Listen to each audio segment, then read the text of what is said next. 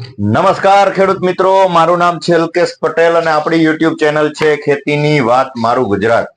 આપણી દુકાનનું નામ છે મિત્રો Hindustan agro seeds Kalavad, proper Kalavad, તાલુકો કાલાવડ, જિલ્લો જામનગર. મિત્રો તો મિત્રો આજરોજ તારીખ થઈ છે 31 ડિસેમ્બર. હવે આજે આપણે વાત કરવાનું છે કે શિયાળુ પાકનો જે છે અગત્યનો પાક એટલે કે જીરુનો પાક. જીરુના પાકમાં હાલની સ્થિતિમાં જોવા જઈએ તો સુકારાના પ્રશ્નો ક્યાંય ને ક્યાંય ખૂબ વધુ પડતા પ્રમાણમાં જોવા મળી રહ્યા છે. તો ખાસ કરીને તમામ મિત્રોને વિનંતી છે કે આપણી ચેનલમાં જે નવા જોડાયા છે એ આપણી ચેનલને લાઈક કરો, શેર કરો અને સબસ્ક્રાઇબ કરો, જેથી કરીને ખેતીલક્ષી જે માહિતી જે છે એ આપણા સુધી પહોંચતી રહે. મિત્રો તો મિત્રો આજે આપણે વાત કરવાની છે કે જીરુના પાકમાં અત્યારે શું સ્થિતિ છે. હવે પેલા પ્રથમ તમને મિત્રો હું વાત કરી દઉં કે અત્યારે સોશિયલ મીડિયાનો સમય ચાલી રહ્યો છે.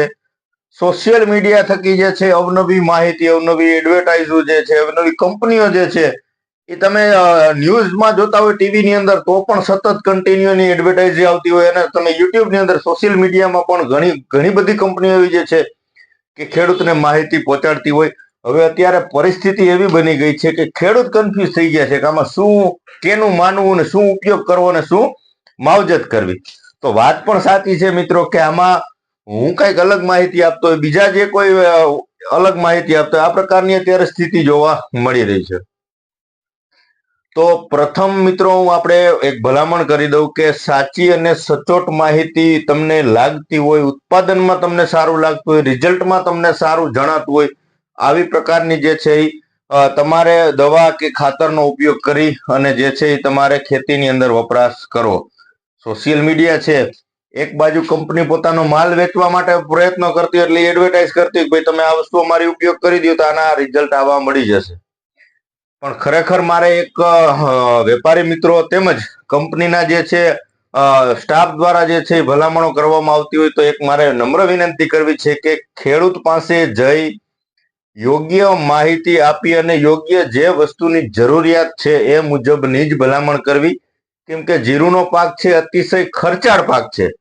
ખર્ચ કરવા છતાં પણ જે છે એ સુકારાના પ્રશ્નો વધી જાય ને ક્યાંય ને ક્યાંય ઉત્પાદન ન આવે ને ખેડૂત જે છે એ ખર્ચમાં આગળ વધતો જાય, ખર્ચની અંદર ડૂબતો જાય. તો આવા પ્રયત્નો વેપારી મિત્રો તેમજ જે છે કંપનીના જે છે એમ્પ્લોય જે છે ખેડૂત સુધી માહિતી પહોંચાડતા હોય એને નમ્ર વિનંતી છે કે જે હકીકતની પરિસ્થિતિ છે અને જે દવા જે વસ્તુની અંદર જે રોગમાં કામ આપે છે એની જ ભલામણ કરવી.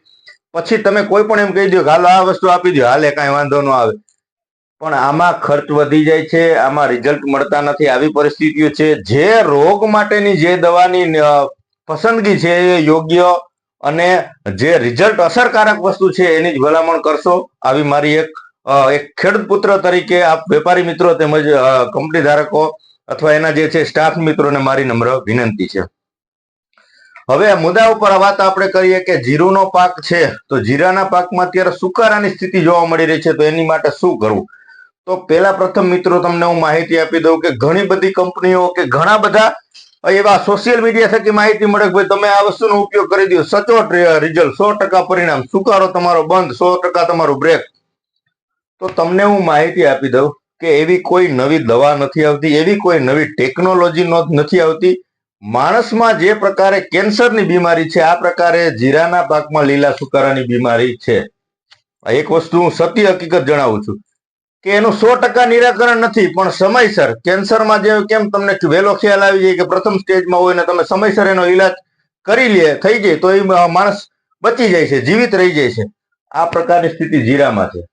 નહીતર પરિસ્થિતિ કેવી થાય છે કે જીરું બગડવાની શરૂઆત થઈ ગઈ હોય તો આપણે એમ થઈ જાય કે હાલો રિકવર થઈ જશે, સુધરી જશે. પછી જે છે 20-30%, 40% સુકારો બેસી ગયો હોય અને પછી તમે એની પાછળ દોડધામ કરો, મહેનત કરો, ખર્ચ તમારો પાણીમાં જવાનો છે. 1 પૈસાનું એમાં તમને વળતર મળવાનું નથી અને 1%નું રિઝલ્ટ મળવાનું નથી.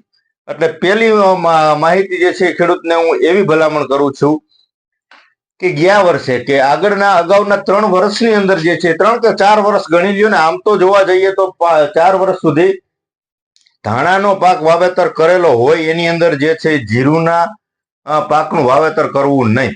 જીરુનું પાકનું વાવેતર કરી દીધું છે, અગાઉ તમે 3 વર્ષ પહેલા ધાણા વાવ્યા હતા, અત્યારે કરી દીધું છે, સુકારો બેસી ગયો છે, તો 1 રૂપિયાનો ખર્ચો કરતા નહીં, તમારું જીરું નહીં બચે. શું કામ એને કે ધાણા વાળું જીરાનો જે છે એ કંટ્રોલ થતો નથી. આ એક વસ્તુ હકીકત છે.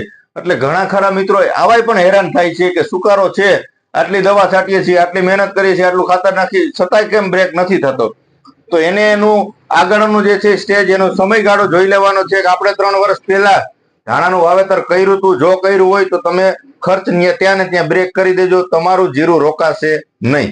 આ એક સત્ય હકીકત છે મિત્રો, બરાબર. હવે બીજી તમને વાત કરી દઉં કે ક્યાંક એકલ દોકલ શરૂઆત થઈ છે, જીરામાં સુકારાની નોર્મલ શરૂઆત થઈ છે, તો તમે એમાં ટ્રીટમેન્ટ સારવાર કરજો. બાકી 40% સુકારો આવી ગયો હોય અને હવે તમારે શરૂઆત કરવી હોય તો કાંઈ કરતા નહીં. એ 40 વાળું કદાચ 60% ફેલ થઈ જશે, પણ 40% બચશે, પણ એ વગર ખર્ચનું બચશે.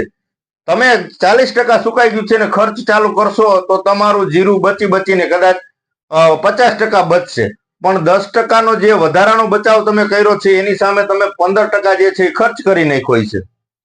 એટલે મારો કહેવાનો ભાવાર્થ એટલો છે કે જરૂરિયાત છે, યોગ્ય સમય છે, એ મુજબ ના જ તમે છંટકાવ કરજો. મેં ગઈકાલે નહીં પણ 2 દિવસ પહેલા એક વિડીયો મૂક્યો હતો કે જીરાના પાકમાં સુકારાની શરૂઆત થઈ ગઈ છે એકલ દોકલ. તમે મારી ચેનલમાં જઈને જોઈ લેજો. આવી પરિસ્થિતિ હોય તો તમે ચોક્કસથી એની સારવાર ચાલુ કરી દો, બરાબર છે. પણ હું તમને કહું કે ધાણા વાળું છે અથવા 40% સુધી સુકારો બેસી ગયો છે, ઘણી બધી કંપનીઓ આવીને એમ કે તમે આ વસ્તુ ઉપયોગ કરી નાખો, અથવા દુકાનદાર પાસે તમે જઈને એમ કે સુકારો બેઠો એટલે તમે એ તમને ડબલા આપી દે, પહેલો 4-5 આ વસ્તુ છાંટી દો, આ 3-4 વસ્તુ પાણીમાં પાઈ દો. તમે હિસાબ કેલ્ક્યુલેશન કરજો મિત્રો કે એમાં તમને વળતર સૂજે નહીં. તમે એટલો આડેધડ કે વગર વિચાર્યો કે અણવિચાર્યો તમે ખર્ચ કરી નાખો તો એનું કાંઈ વળતર મળવાનું નથી. આ એક સત્ય હકીકત છે. હવે પછી ડિટેલમાં ચર્ચા બીજી વિશેષ આગળ કરશું.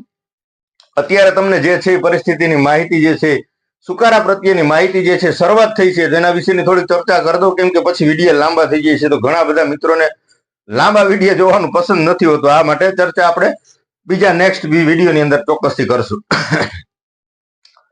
તો આજે વાત કરી દેવી છે કે લીલા સુકારાની શરૂઆત થઈ છે એને શું કરવું ને જેને કઈ પરિસ્થિતિ નથી, નોર્મલ છે, એને શું કરવું. તો સર્વપ્રથમ તમને પહેલા એ માહિતી આપી દઉં કે રનિંગ જેને કોઈ કઈ પ્રશ્ન જ નથી અને જીરું જે છે 20-25 દિવસથી લઈને 50 દિવસના સમયગાળાનું થવા આવ્યું છે, તો એના માટે શું ટ્રીટમેન્ટ કરવી એના વિશે આપણે ચોક્કસથી માહિતી આપી દઈએ. તો એની અંદર અત્યારે તમે 25 દિવસથી 50 દિવસનો સમયગાળો જીરાનો થયો હોય તો ફૂગનાશકમાં તમે 35% મેટાલેક્ઝિલ જે આવે છે પીડીયા માટે આવે છે, અને ટેમ્પરેચર વાતાવરણ જે છે, વાતાવરણ થકી જે પાકને અસર થતી હોય તો અસર નહીં થવા દે, કોટિંગ બની જશે છોડની અંદર, જેથી કરીને ટેમ્પરેચર પ્લસ માઇનસ થાય, ઝાકળ આવે, ઠંડી વધારે પડતી પડે તો પણ જે છે વાતાવરણ અસર થવા ન દે. 35% મેટાલેક્ઝિલ કોઈ પણ સારી કંપનીનું લઈને પંપે 25 થી 30 ગ્રામનો ડોઝ છે. આ યુપીએલ નું રામપાટ છે, ઘણી બધી કંપનીના આવે છે, તો આ લઈને તમે ઉપયોગ કરી દેવાનો મિત્રો. બીજી વસ્તુ તો કે રિડોમિલ ગોલ્ડ, આ એક પંપે 25 ગ્રામનો ડોઝ છે, મેટાલેક્ઝિલ અને મેન્કોજેબ આની અંદર આવે છે. આનો પણ તમે ચોક્કસથી છંટકાવ કરી શકો. આ નોર્મલ પરિસ્થિતિ, ટૂંકમાં કાંઈ પ્રશ્ન જ નથી અને છંટકાવ કરવો છે તો આ વસ્તુ પણ સારી છે.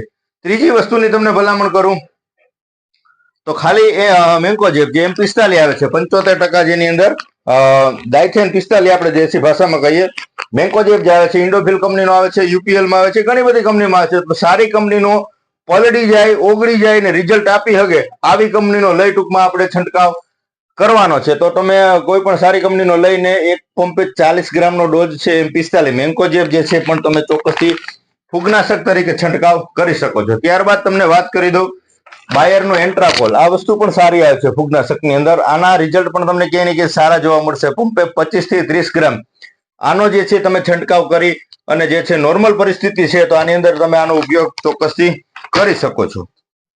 આ વાત થઈ નોર્મલ પરિસ્થિતિ, નોર્મલ કાંઈ કોઈને પ્રશ્ન નથી અને તમે છંટકાવ કરો છો એના માટેની. એક તમને બીજી ભલામણ કરી દો કે ઘણા બધા અત્યારથી મોલિક્યુલો ઊંચા ટેકનિકલો છાંટવાની શરૂઆત કરી દીધી છે. ન કરો મિત્રો, મારી એક અંગત ભલામણ છે. પ્રશ્ન નથી તો ઘણા બધા ખરા મિત્રો ગેલેલિયોની ઇન્કવાયરી આવે છે, ભાઈ ગેલેલિયો છટાય તો કેટલું છટાય, શું ભાવ હોય, બધી વાત સાચી, પણ આ બધાનો સમયગાળો આમ જોવા જઈએ એકંદરે તો 60 દિવસ પછીના ઉપયોગની વસ્તુ છે, કેમ કે ચરમીજન્ય જે રોગ છે એ ત્યારબાદ પછી આવતા હોય છે. તો મિત્રો વિનંતી છે કે ખોટી આડેધડ ખર્ચ કરવો નહીં. સમયગાળો લાંબો છે કેમ કે હજી તો શરૂઆત છે. હજી એક માનો ને કે 20 દિવસથી લઈને 50 કે 60 દિવસ સુધીના જીરાના પાક થયા છે. તો જરૂરિયાત છે એ મુજબના ચોક્કસથી ખર્ચા કરો, વધારે ખર્ચા કરો નહીં. બીજી તમને વાત કરતો કે સુકારાની પરિસ્થિતિ છે તો એની અંદર તમારે છંટકાવ કરવો છે તો શું છંટકાવ કરશો? જે આવે છે અદામા કંપનીનું જે આવે છે માસ્ટર કોપ, લીલા સુકારાના પ્રશ્ન છે, કુંડાળા પડે છે, આગળ વધે છે કુંડાળા, પંપે 40 ml નો ડોઝ છે માસ્ટર કોપ. સ્ક્રીનશોટ પાડી લેજો એટલે તમે તમારા નજીકના સેન્ટરમાં આસાનીથી મળી રહે મિત્રો. 40 ml ના ડોઝથી એનો છંટકાવ કરી શકો છો. ત્યારબાદ તમને બીજી વાત કરું તો કે બાયર કંપનીનું જે આવે છે એલિયટ, આના રિઝલ્ટ પણ તમને લીલા સુકારાની અંદર ચોક્કસથી સારા જોવા મળશે મિત્રો. આનું પરિણામ પણ ખૂબ સારું છે. 30 ગ્રામનો આનો પણ જે છે એ ડોઝ તમારે કરવાનો છે બરાબર. એની સાથે તમારે વાપરવાનું છે કોઈ પણ સારી કંપનીનું જે આવે છે વેલિડામાઇસિન. ધાનુકાનું આવે છે, સિથમર, ઘણી બધી કંપનીના આવે છે. 40 ml તમારે સાથે ઉપયોગ કરી દેવાનો છે વેલિડામાઇસિન. વેલિડામાઇસિન સાથે કા તમે ટૂંકમાં માસ્ટર કોપ વાપરો, અથવા વેલિડામાઇસિન સાથે કા તમે બાયરનું એલિયટ વાપરો, અથવા વેલિડામાઇસિન સાથે તમે ધાનુકાનું જેનેટ વાપરો. ત્રણમાંથી ત્રણ ફૂગનાશક સારા છે. લીલા સુકારા અથવા પીળા સુકારામાં બંનેમાં કંટ્રોલ આપશે. તો આ ત્રણમાંથી કોઈ પણ એક દવા લઈને તમારે ચોક્કસથી છંટકાવ કરી દેવાનો છે. થ્રિપ્સની પરિસ્થિતિ નોર્મલ છે એટલે થ્રિપ્સમાં કોઈ પણ સારી કંપનીનું પ્રોફેનોસાઇપર, ડીચીનો જાપાન છે, સિજન્ટા છે, આ રીતનું તમારે ઉપયોગ કરી દેવાનો છે. અથવા ફિપ્રોનિલ 5% જે આવે છે, સોનિક ફ્લો છે, રિજન્ટ છે, આવી કોઈ પણ ઘણી બધી કંપનીના આવે છે. ખાલી ફિપ્રોનિલ 5%, આનો પણ તમે ઉપયોગ કરીને સારા રિઝલ્ટ મેળવી શકો છો. ગ્રોથ કરવો છે તો આપણે મેં ગઈકાલે જ એક વિડીયોમાં તમને માહિતી આપી છે, ગઈકાલે કે પરમ દિવસે, રેવા ફર્ટિલાઇઝર નું આવે છે 25-25. આ ઈ બોટલ નથી, આ તો મિક્સ માઇક્રોન્યુટ્રન છે રેવાનું.